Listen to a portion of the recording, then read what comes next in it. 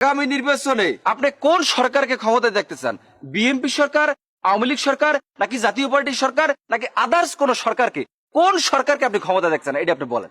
কোন সরকারের কথা কমু? লতিফ সরকার হইলে ভালো হয়। লতিফ সরকার কেডা?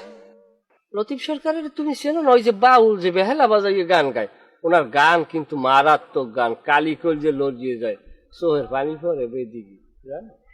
আপনি ভাই বিষয়টা বুঝতে পারেন না, আমি এই সরকারের কথা কই না, আমি কইছি যে আগামী যে নির্বাচনটা হইবে এই নির্বাচনে বাংলাদেশে আপনি কোন সরকারের ক্ষমতায় দেখতেছেন, আমি এইটা আমার বুঝতে চাইছি, এইটা কোন?